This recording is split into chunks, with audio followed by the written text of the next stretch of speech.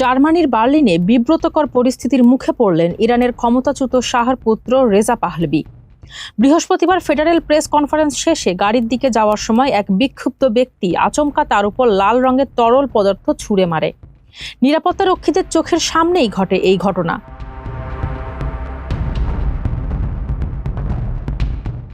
লাল রঙে ভিজে যায় পাহলভির ঘাড় ও কাঁধের পেছনের অংশ।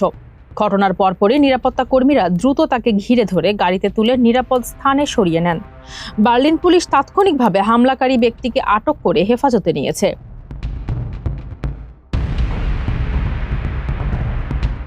হামলার ঠিক আগে সংবাদ সম্মেলনে পাহলভি বিতর্কিত মন্তব্য করেন। তিনি ইরানে যুক্তরাষ্ট্র ও ইসরায়েলের সামরিক হামলার পক্ষে অবস্থান নিয়ে একে মানবিক হস্তক্ষেপ বলে আখ্যা দেন।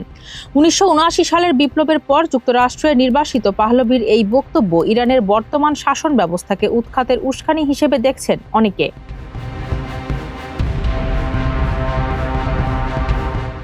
নিজের দেশেই বিতর্কিত এই শাহপুত্রের সাম্প্রতিক এই রাজনৈতিক অবস্থান যে ইরানপন্থী ও প্রবাসীদের একাংশের মধ্যে তীব্র ক্ষোভের জন্ম দিয়েছে, আজকের এই হামলা তারই প্রতিফলন বলে মনে করছেন বিশ্লেষকরা। ফারজানা হাসিন, মানবকণ্ঠ।